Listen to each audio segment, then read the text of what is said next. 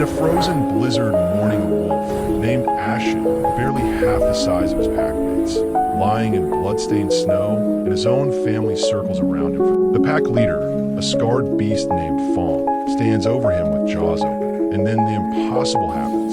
The runt speaks, not in the ancient language of wolves, but in the sharp, strange sounds of humans. "Please," he whispers. Fong freezes. His eyes go wide, because wolves don't speak like that. They can't. But here's where the story really starts. 3 months earlier, before Betrayal, before the Empire, before everything went wrong, back when Ashen was just another weak wolf trying not to starve. Let me take you back to the time when it all began to fall apart. Winter was brutal that year. The pack ate first, and Ashen ate last. When there was anything left, which there usually wasn't, he learned to find his own scraps, which is how he stumbled upon a merchant caravan lost near his hiding spot. Now, most wolves would see humans as Ashen saw something else. He watched them argue about which direction to go, voices rising, falling in pattern. One man pointed north, another gestured south. The argument seemed ready to turn violent. Then the younger merchant spoke, calmly, deliberately, and both men laughed. Just like that, the conflict ended. No teeth, no blood, just sounds arranged in the right order. Ashen crept closer. There was something odd about the younger merchant's voice, an accent that didn't match the others. And stranger still, the man kept glancing toward the forest, almost like he knew someone was watching. Here's what you need to understand. Hunger sharpens the mind. While Ashen's pack hunted and fought over scraps, he returned to that camp 7 nights in a row. He listened to the humans talk. North, food, deal, peace, tomorrow. Simple words, but to a wolf, they might as well have been magic spell. And slowly, painfully, Ashen's throat began to shape those sounds. It felt wrong, alien, like trying to howl backwards. But he practiced in the darkness, alone, driven by a desperation his stronger packmates would never understand. On the 8th night, something remarkable happened. As the merchants packed their camp, the younger one deliberately dropped a wrapped package near the forest edge. Inside was dried meat and a note with symbols Ashen couldn't read. The merchant looked directly at his hiding spot and nodded once. He'd known all along, but why had he helped? And why did he look so sad? 2 weeks later, Ashen discovered the true power of human speech. He found a fox tangled in a hunter's trap, panicking, certain to alert the human who'd return at dawn. In the normal order of things, Ashen might have killed the fox or left it to its fate. Instead, he approached and said a single word in the human tongue. Peace. The fox went completely still. Its eyes showed something Ashen had never seen in another animal. Disbelief mixed with recognition. Because here's the thing. Animals may not speak human languages, but some deep instinct understands. Centuries of living alongside humans, fleeing from them, fearing them had left a mark. You speak, the fox managed, stunned into responding in their shared animal tongue. That's when it hit Ashen like lightning. If he could learn their words, other animals could understand them. He'd found something more valuable than strength, more powerful. He'd found a language that crossed species, that commanded attention, that opened doors. Yes, Ashen said carefully, "Help you. You help me." The deal was simple. Freedom for information. Ashen freed the fox, and the fox showed him a poorly defended barn where humans stored food. That night, Ashen ate until his stomach ached. For the first time in his miserable life, he wasn't hungry. But the food wasn't the real prize. The real prize was the realization forming in his mind. Power doesn't have to come from being the biggest or strongest.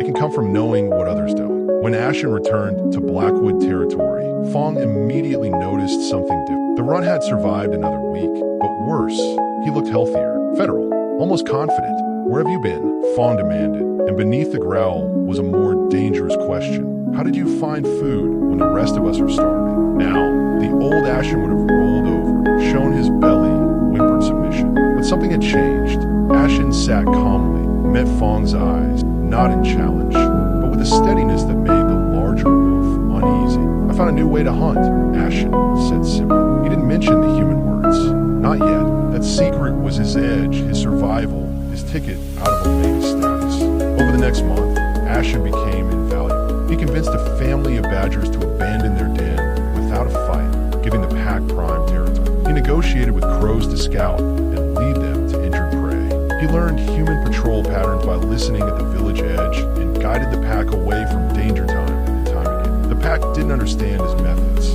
but they couldn't argue with the results. results.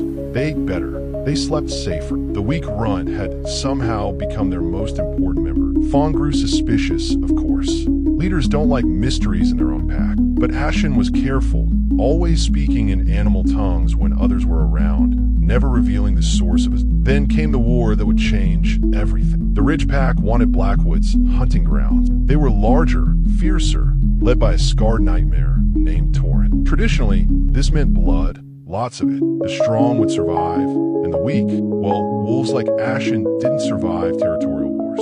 We fight at moonrise, Fong announced to the pack. Many will die, but that's the wolf's way. Ashen saw his death approaching and made a desperate gamble. Let me speak to them first, he said. The pack burst out laughing. Fong's expression was pure scorn. Speak?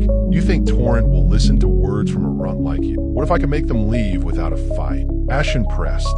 Give me until moonrise. If I fail, we fight as planned. You lose nothing by letting me try. Fong agreed, mostly because he wanted entertainment before the real bloodshed began. So Ashen walked alone to the border, where Torrent waited with 5 battle-hardened wolves, each one capable of tearing Ashen apart. The runt comes to die early, Torrent laughed. How considerate. Ashen forced his voice to stay steady. I come to offer you something better than Blackwood territory. There's nothing better than territory. Information. Safety, food without risk. Torrent's amusement faded slightly. You have 60 seconds before I lose interest. Ashen took a breath and did something no wolf in living memory had ever done. He spoke in perfect human tongue. The hunters meet tomorrow. South Ridge, 10 men, 20 traps. The effect was electric. Torrent's entire pack recoiled like Ashen had burst into flame. Even a massive pack leader backed up a step, ears flat with uncertainty. What are you? Torrent breathed. I'm a wolf who learned their language, Ashen explained, switching back to their shared tongue. I listen to humans. I know where they hunt, where they trap, where they store food. I know which nights they drink and sleep heavily, which paths they avoid. I know things that could save your pack or destroy it. Why tell me this? Torrent asked, circling slowly, reassessing the small wolf in front of him. Because I'm proposing peace. Leave Blackwood alone. In exchange, I share information that keeps your pack safe and wealthy. We both survive the winter without losing a single wolf. No casualties, no risk. Torrent stopped circling. A wolf who could understand human speech was either the most valuable creature in the forest or the most dangerous. Maybe both. And if I just kill you and take your territory anyway? Torrent asked. Ashen met his eyes. Then you learn nothing. And tomorrow, you walk into those traps because you didn't know they were there. Your choice, one dead runt or a winter of prosperity. The Ridge Pack left peacefully that night. When Ashen returned to Blackwood territory, his own pack stared at him with expressions he'd never seen before. Fear, respect, wonder, suspicion, everything except the contempt they'd always shown. How did you do that? Fong demanded, his voice tight. Ashen hesitated. He could have kept the secret, protected his advantage. But he was tired of being alone with it, tired of being seen as something strange or other. He wanted his pack to understand, to accept it. So he made his first fatal mistake. I learned human speech, Ashen admitted. I can understand them, speak to them, predict them. The pack exploded with questions. How? When? What else could he do? Ashen answered them all, demonstrated simple words, taught them the basics. The pack practiced like excited pups, howling human sounds into the night. And Fong went very, very quiet. The next few weeks were the best of Ashen's life. His talent transformed Blackwood Pack from struggling survivors to the most well-fed wolves in 3 territories. He negotiated with every creature in the forest, promised dear information about hunter locations in exchange for voluntary sacrifices of their sick and elderly, made deals with ravens, bargained with bears to divide territory without conflict. The forest found peace. Animals who'd fought for generations learned to talk first, fight only when necessary. And at the center of it all was Ashen, the smallest wolf, the one everyone had counted out, now the most important creature in Blackwood. Fong watched it happen, watched the pack look to Ashen for decision, watched other animals treat the runt with respect that should belong to the pack leader. And something dark grew behind his eyes. Teach me, Fong said one morning, not a request, almost a demand. Properly, everything you know. Ashen felt a chill despite the summer heat. In his mind, he saw the merchant's face again, the sadness in the man's eyes as he'd left that package of food. What had that look meant? What had the merchant been trying to warn him about? Why?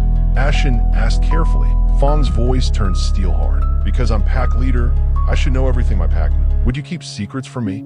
Undermine my authority? It was perfectly positioned. If Ashen refused, he challenged Fong's leadership and risked expulsion or death. If he agreed, Ashen agreed. What other choice did he have? For 2 months, he taught Fong everything he knew. The nuances of human speech, the psychology of negotiation, how to read body language across species, how to structure promises. Fong absorbed it all like a wolf drinking after a long month. He learned faster than Ashen had, because Fong had a teacher showing him the shortcuts. You see, Ashen said proudly after a particularly successful lesson, intelligence matters more than strength. Words achieve what teeth cannot. You don't have to be the strongest to lead. You can be the smartest. Fong smiled. You're absolutely right, he said. Ashen would remember that smile and the nightmares that followed. The next morning, Ashen woke to find the entire pack in a circle around him. Fong stood at the head, and something about his posture had changed. He looked larger, more confident, more dangerous. I've called a gathering, Fong announced, to discuss leadership. Ashen's blood turned to ice. What are you talking about? You serve well, Ashen. Your trick with human speech saved us all. But I've been thinking, what does this pack really need you for anymore? I taught you this, Ashen said slowly, his mind racing. I shared everything with you. We were supposed to lead together, prove that intelligence. Here's what I've learned, Fong interrupted. A true leader needs to be strong and smart. You're smart, I'll grant you that, but you're still the smallest wolf here, still the runt. And now that I can speak as you do, negotiate as you do, why should the pack follow you instead of me? Ashen looked around the circle, desperate. Every wolf avoided his eyes. There's more, Fong continued, clearly enjoying himself. I've already spoken with Torrent, in his language, had a very productive conversation. We're going to share territory, split the hunting ground. In exchange, the Ridge Pack supports my leadership of both packs. You're dividing our territory? That's insane. We don't need to. You don't need to, Fong snarled, because you wanted everyone holding paws and singing together. But I'm a wolf, Ashen, and you taught me something you didn't even realize. Human speech isn't just for making peace. It's for making better wars. The words hit Ashen like a physical blow. What have you done? I've been busy, Fong said with pride. Spoke to the deer. Told them the bears are planning to invade their grazing land. Spoke to the bears. Told them the deer are working with Hunter. Spoke to the foxes, the rabbits, every creature you so carefully brought together in your little forest peace. Understanding crashed over Ashen like a frozen wave. You're turning them against each other. I'm creating chaos, Fong corrected. And in chaos, the strong prosper. The forest will tear itself apart, and when the dust settles, the packs under my control will dominate everything. We won't negotiate for scraps anymore. We'll take what we want from animals too busy fighting to resist. But we had enough, Ashen shouted. Everyone was fed, safe. Enough is what the weak accept, Fong growled, stepping closer. You taught me to speak like a human, thinking it would make me wise. Instead, you showed me how small your ambitions were, how limited your vision. I'm not interested in peace, Ashen. I'm interested in power. The pack won't follow you in this, Ashen said, looking around desperately. You all know this is wrong. This will destroy everything we've built. But the wolves looked away. Some seemed ashamed, others excited, all of them afraid. Fong had promised them dominance, and fear of missing out is almost as powerful as fear itself. One more thing, Fong said, his voice dropping to something almost gentle. I found a merchant who taught you, the one who left you food. We had a long conversation in his own language. He told me an interesting story. Ashen's stomach dropped. He said he watched you for weeks before revealing himself. Fong continued. Said you reminded him of his son. Too clever for your own good, always trying to prove something. His son learned a trade secret from a rival merchant. Wanted to show that cooperation was better than competition. That rival used the knowledge to destroy the family's business. The son lost everything. Fong circled Ashen slowly, savoring the moment. The merchant left you food as a warning, not a gift. He wanted you to learn human speech, yes, but also to learn the hard lesson that came with it. Never share your unique advantage with someone who could use it against you. He was trying to teach you through kindness what his son learned through ruin. The pieces fell into place, and Ashen felt sick. The sadness in the merchant's eyes, the deliberate way he'd left the food. He'd been trying to teach the same lesson his son had learned too late. And now I've learned that lesson for you, Fong said. So, thank you, Ashen. You gave me everything I needed to become the most powerful wolf in 3 territories. As thanks, I'll give you a choice. Leave Blackwood forever or challenge me right here, right now. Ashen looked at Fong, bigger, stronger, capable of killing him with ease. A month ago, this would have been suicide, but Ashen had been eating well, training, growing. He wasn't quite the run anymore. Maybe, just maybe, he could win the fight. Think carefully, Fong warned. Even if you somehow beat me, the pack follows me now. You'd have to fight them all, and I've already sent word to Torrent. If you win, he attacks tonight. You can't beat everyone, Ashen. You can only run. The pack waited. The forest held its breath, and Ashen made his choice. I'll fight, he said quietly. Fong's eyes widened slightly. What? Not you. Your idea. I'll eat Blackwood, yes. But first, I'm going to prove you wrong. I'm going to undo everything you've built, and I'm going to do it the same way you built it, with words. Fong laughed, but there was an edge to it. You have until moonrise. Then you leave or die. Either way, I win. Ashen ran, not away, toward. He found the deer first, grazing in separated, nervous groups, exactly as Fong had planned. The bears are coming for us, they told him. Fong warned us. He said they're angry, that they partnered with the wolves. Fong lied to you, Ashen said, his voice urgent and desperate. And I can prove it. Come with me to the bear caves. If I'm wrong, lead me to them. If I'm right, we stop a war before it starts. Something in his voice, the raw desperation, the absolute certainty, made 3 young bucks follow him. At the bear caves, Ashen found the matriarch preparing her family for battle. The deer conspire with humans against us, she rumbled, her voice like grinding stone. The silver-tongued wolf told us. We trusted him. I'm the silver-tongued wolf, Ashen said. The original, the one who built the peace. And I taught Fong everything he knows, including how to lie convincingly. Look behind me. Deer I brought here, unarmed and unafraid. Would they come if they plotted your destruction? The bear matriarch studied the trembling deer with ancient, intelligent eyes. Speak, she commanded the eldest buck. We know nothing of plots, the buck said, only that Fong promised us safety. He said the new way was better than Ashen's peace. What new way? The bear asked. Ashen's voice was bitter. Controlled conflict. He turns everyone against each other, then offers protection at a price. Pay in territory, food, loyalty. He's not building peace like I did. He's building an empire through fear. And what are you building? The bear asked, her gaze sharp. Ashen paused. What was he building now? He'd wanted peace, cooperation, survival through intelligence. But he'd been naive. He thought sharing his gift would prove that brains mattered more than brawn. Instead, he'd only arm someone who used intelligence to make brutality more effective. I'm building a choice, Ashen said finally. Fong offers you survival through fear and competition. I offer survival through transparency and mutual benefit. But this time, I won't give the secret away. I'll be the translator, the negotiator, the bridge between species, but I won't teach it to anyone else. The advantage stays with me, and I use it only in service to those who can't speak for themselves. That's still asking us to trust you, the bear said. Yes, but I'm asking, not forcing. And I'm giving you information for free right now to prove my honesty. Fong told the foxes you're expanding into their territory. He told the rabbits the foxes are hunting their warrens under your protection. He's told lies to every creature in this forest. Within 3 days, we'll all be at war, and only Fong's wolves will prosper. The sun was setting. Moonrise approached fast. Ashen spent his final hour racing through the forest like a wolf possessed, speaking truth to every creature Fong had deceived. Some believed him, many didn't, but he planted enough doubt, asked enough questions, connected enough dots. When he returned to Blackwood territory at moonrise, Fong stood waiting with the pack. Torrent and his wolves had arrived, grinning,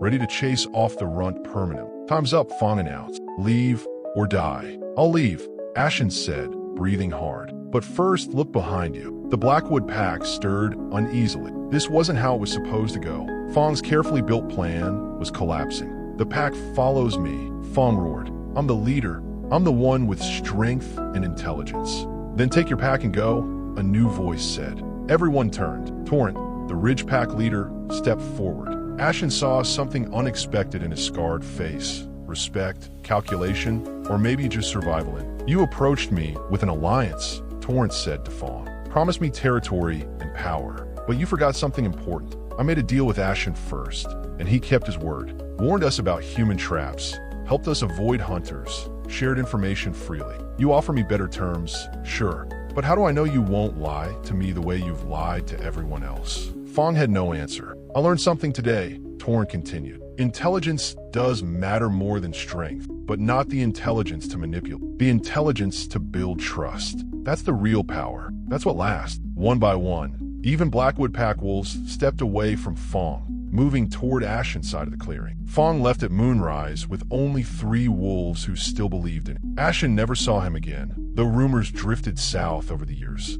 They said Fong tried to build his empire in the Northern Territories. They said it collapsed within a season, that once other animals learned to distrust the wolf who spoke with a human tongue but thought with a serpent's brain, his words lost all power. Ashen became something the forest had never seen before. Not a pack leader, but a mediator. The smallest wolf who survived by being the smartest, who learned the hardest lesson in the most painful way possible. He never taught another animal human speech.